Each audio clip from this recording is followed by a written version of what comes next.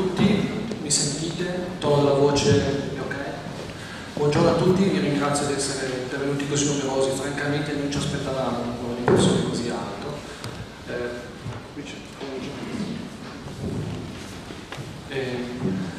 Ora che le porte sono chiuse possiamo dire che la locandina è sbagliata, non dice alcuni interventi in lingua inglese, in verità è tutto in lingua inglese, perché per rispetto nei confronti sia dei relatori stessi e quindi potergli consentire di capire anche cosa gli altri relatori dicono e cercare di dare un convegno più luminoso possibile, e soprattutto per gli ospiti stranieri che quest'anno sono un po' di più rispetto all'anno scorso. Quindi shift sulla lingua inglese.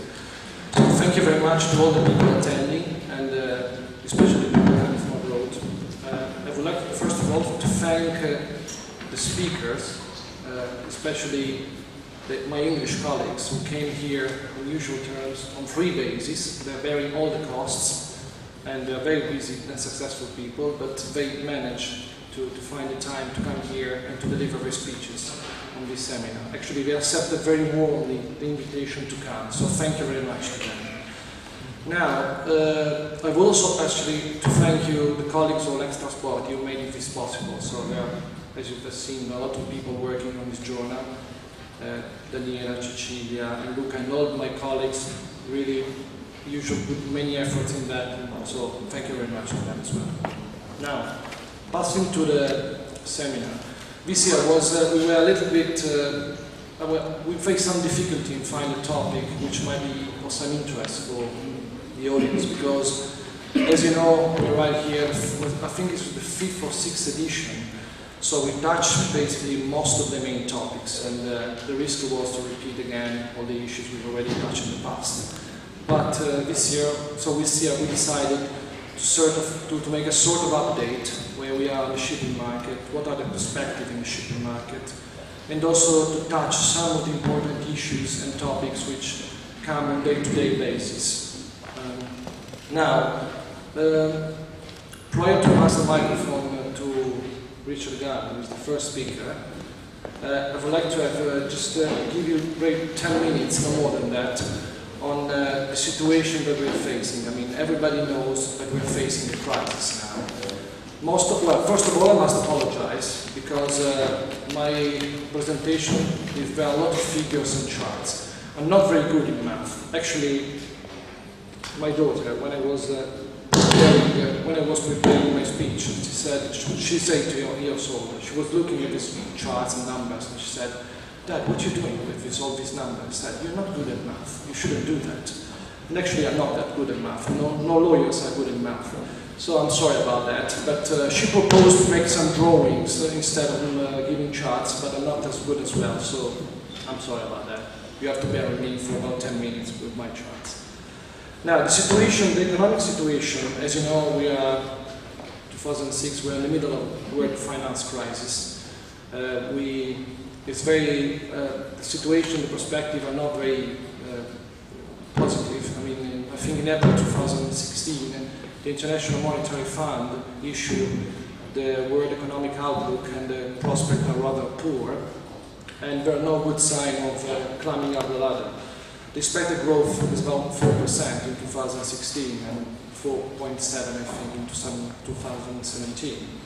The two driving economies, as you know, are China and the US, especially for the shipping market. I mean, the world economic influence greatly the shipping market. And, you know, US, I know we've got a US lawyer here, so we might confirm it or not, but US is still, well, I would say still, is always a global economic stronghold, and is a driving economy, is actually the only economy which is doing very well now.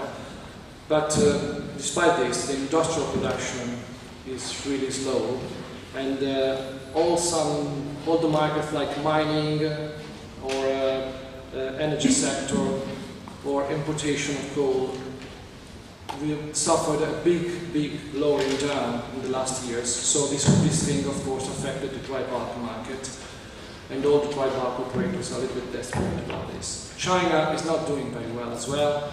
They're facing a more stabilization, I think, a period of more stabilization. PMI manufacturing period is hovering a little bit, 1%. But most importantly, the China importation of coal has dropped down. So the fact that China appetite for raw materials has lowered down is affecting dry shipping, and of course we have got many dry ship operators who are facing great difficulties. Now, I think everybody knows that the dry market is suffering big losses in the last few years. It's about since 2008 that the dry market suffered big loss of earnings because there are a lot of vessels around with oil supply in the market. And 2006, that doesn't mean the perspective doesn't seem very positive as well. I mean, the analyst seems to say that they're no good sign of positive outlook. Tankers are doing a little bit better. Actually, for the time being, the tanker market seems to be the only positive market so far. The big vessels like the LCC are doing pretty better than the last year, whereas the minor oil crude carrier are not doing that good. Well, of course, this market is reflecting in a way the position of the fleets around the world.